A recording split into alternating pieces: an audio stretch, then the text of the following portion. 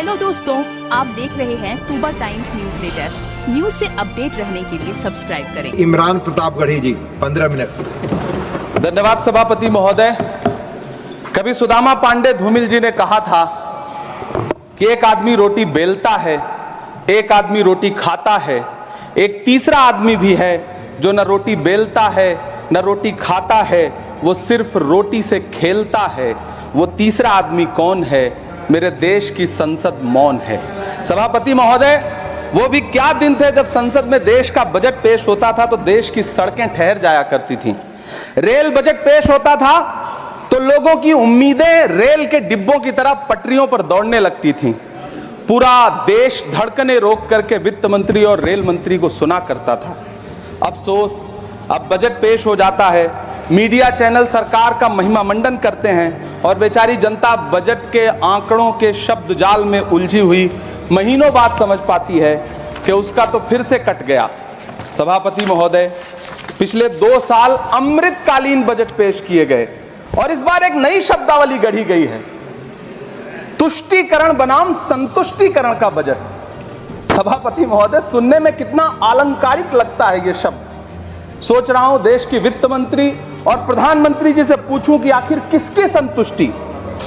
जिस बजट में मनरेगा के लिए 1 रुपए की बढ़ोतरी ना हो, वही पुराना 86,000 करोड़, जबकि पहले ही 9,754 करोड़ का घाटा हो, जिस मनरेगा से करोड़ों मजदूरों के घर में चूल्हा जलता हो, उस मनरेगा में काम करने वाले गरीब मजदूरों के लिए अगर आपके खजाने से 1 रुपया भी इजाफी नहीं निकल सका तो भला कौन संतुष्ट हुआ साहब? इस देश का गरीब मजदूर या आपके उद्योगपति दोस्त? वो जो महाराष्ट्र में लोकसभा और विधानसभा के बीच में 40 लाख मतदाता बढ़ाए गए थे, अरे उन्हीं के लिए मनरेगा का थोड़ा सा बजट बढ़ा देते। क्या उसमें मनरेगा का एक भी मजदूर नहीं था? 40 लाख लोगों में सारे के सारे 12 लाख की छूट वाले से आगे के लोग थे।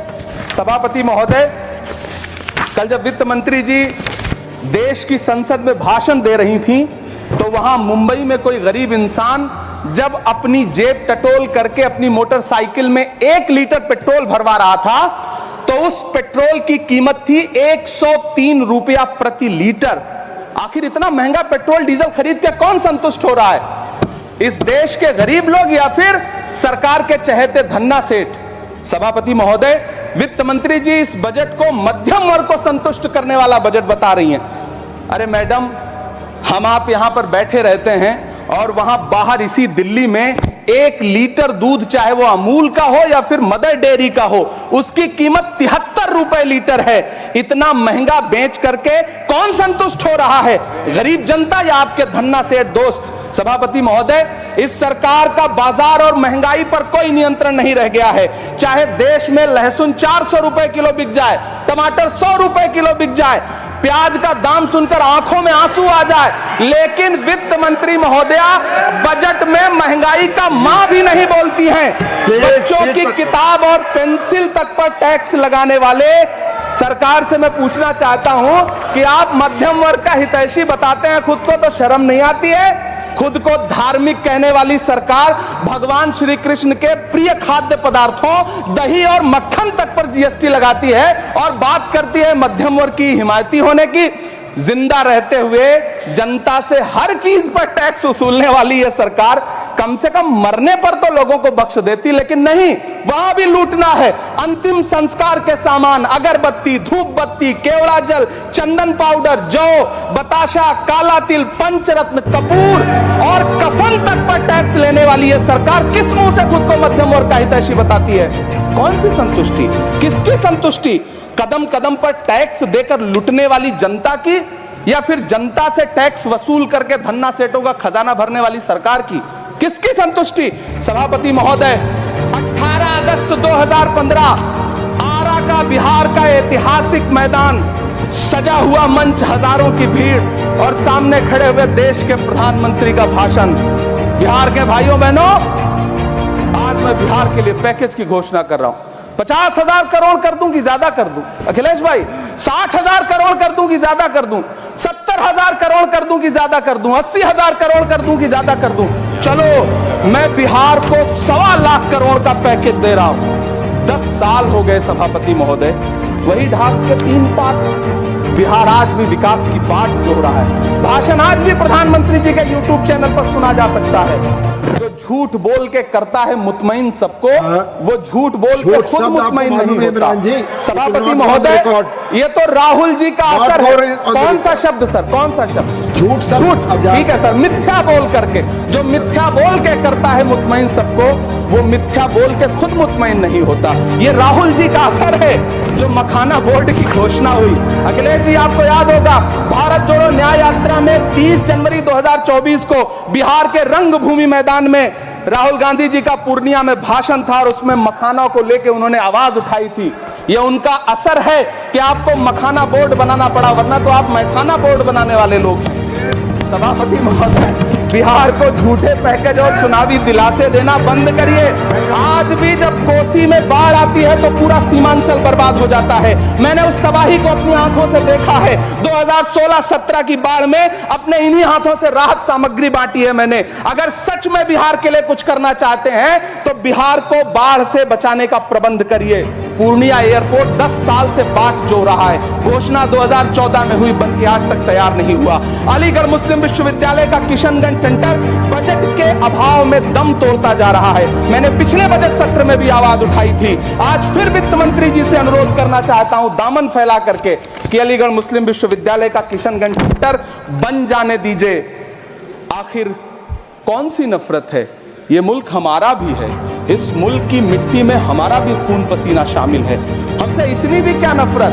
रिश्तों की ये नाजुक डोरें तोड़ी थोड़ी जाती हैं। अपनी आंखें दुखती हो तो फोड़ी थोड़ी जाती हैं। सभापति महोदय, अल्पसंख्यक मंत्रालय का बजट काटकर मौलाना आजाद नेशनल फेलोशिप बंद कर देना, प्री मैट्रिक स्कॉलरशिप बंद कर देना, नई मंजिल योजना बंद करना, धरोहर योजना बंद करना। 2024-25 के बजट में माइनॉरिटी मिनिस्ट्री के लिए 3183 करोड़ रुपए की घोषणा हुई, लेकिन देश को हैरत होगी कि बाद में समीक्षा करके लगभग आधा कर दिया गया, 1868 करोड़ रुपए। मुझे सरकार से पूछना है कि कौन संतुष्ट हुआ? इस देश का अल्पसंख्यक संतुष्ट हुआ है या आप संतुष्ट हुए? किसका संतुष्टिकरण? सभापति महोदय, मैं प्रधानमंत्री जी से कहना चाहता हूं कि आप ही ने 1 मार्च 2018 को किंग अब्दुल्ला को, जॉर्डन के किंग अब्दुल्ला को मेहमान बना करके इसी दिल्ली में एक कॉन्फ्रेंस में कहा था कि मैं मुसलमानों के एक हाथ में कंप्यूटर और दूसरे हाथ में कुरान देना चाहता हूं। कंप्यूटर देने की बात तो छोड़िए, पढ़ाई के लिए जो स्कॉलरशिप मिल रही थी उसको भी छीन लिया आपने। किसको संतुष्ट करने के लिए? हम समझते हैं इस साजिश को। आप माइनॉरिटी मिनिस्ट्री का बजट काटते काटते एक दिन मिनिस्ट्री को ही बंद कर देना चाहते हैं। वो जहर देता तो सबकी नजर में आ जाता, सो ये किया कि हमें वक्त पर दवाएं न दी। सभापति महोदय, मैं तो वित्त मंत्री जी से पूछना चाहता हूं आपके माध्यम से कि शायद आपको पता ही नहीं है कि गृहस्थी चलाने वाली एक गृहिणी की मुश्किलें क्या क्या होती हैं। आपने कभी सोचा भी नहीं होगा कि जब वो किचन में सब्जी बनाने के लिए कड़ाई में तेल डालती है तो उसके साथ उसके आंसू भी गिरते हैं। सभापति महोदय, शायद उन्हें पता भी ना हो कि एक छोटी सी गाड़ी और एक छोटे से फ्लैट का EMI भरने के बाद इस देश का एक गरीब इंसान जब अपने बच्चों की फीस भरने के बारे में सोचता है तो उसे कितनी खुशियों का गला घोंटना पड़ता है। शायद उनको पता भी नहीं है कि फसल बेच करके बिटिया की शादी का सपना सजाने वाला किसान जब अपनी फसल बर्बाद देखता है तो कितनी रातें सो भी नहीं पाता है। सभापति महोदय, शायद वो कभी इस पीड़ा को समझ ही नहीं पाएंगी कि परिवार के किसी एक सदस्य को कैंसर जैसी बीमारी हो जाए तो घर और जमीनें गिरवी रख उठती हैं लेकिन इलाज नहीं हो पाता। सभापति महोदय, इसी देश की संसद में कभी स्वर्गीय सुषमा स्वराज जी ने कहा था कि जब देश की करेंसी गिरती है तब देश की प्रतिष्ठा गिरती है। एक तरफ कोलंबिया जैसा छोटा सा देश और उसके प्रधानमंत्री गुस्तावो पेत्रो खड़े हैं जो कोलंबिया के नागरिकों को हथकड़ी लगाकर लाने वाले जहाज को अमेरिका बैरंग वापस लौटा दे रहे हैं, और दूसरी तरफ हमारे प्रधानमंत्री जी खड़े हैं जो बेड़ी और हथकड़ी लगा करके लाए गए बेटों के अपमान पर एक शब्द नहीं बोल रहे। सभापति महोदय, मैं इतिहास के पन्ने पलट रहा हूं, मुझे 2 किरदार याद आ रहे हैं। एक तरफ निक्सन के 7वें बेड़े की धमकियों के सामने लोहे की तरह अडिग इंदिरा गांधी खड़ी हैं, तो दूसरी तरफ खुद ही नमस्ते ट्रंप का नारा लगाते हुए प्रधानमंत्री जी खड़े हैं। मेरे कानों में सुषमा स्वराज जी की आवाज गूंज रही है। बहुत कम बोलने वाले डॉक्टर मनमोहन सिंह ने बहुत ज्यादा बोलने वाले प्रधानमंत्री जी को जब देश की बागडोर सौंपी थी तो $1.58 का था, आज 85 से 87 के बीच में झूल रहा है। इन दिनों रुपए की अहमियत गिरती है तो न तो देश की प्रतिष्ठा गिरती है, ना प्रधानमंत्री की गरिमा। जिस देश में 80 करोड़ लोगों को 5 किलो राशन के लिए कतारों में लगना पड़ता हो, उस देश में यह सरकार 12 लाख तक के टैक्स न लेने के लिए अपनी पीठ थपथपा रही है। हुकूमत इस कदर आवाम पर एहसान करती है, ये आंखें छीनती है और चश्मे दान करती है।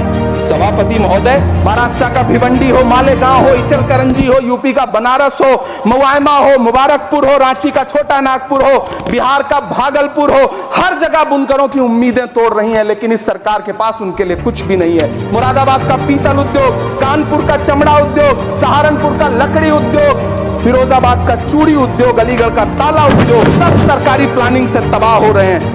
इन तमाम के बीच सरकारी सपोर्ट से बस एक उद्योग फल फूल रहा है, नोएडा का नफरत उद्योग। सभापति महोदय, जिस देश में 40 से 45% मेडिकल फैकल्टी की सीट खाली हो, वहां बजट में 75,000 नए मेडिकल सीट्स का ऐलान हो रहा है। सरकार बहादुर, कम से कम इस देश के पढ़े लिखे युवाओं को तो मूर्ख समझना बंद करिए।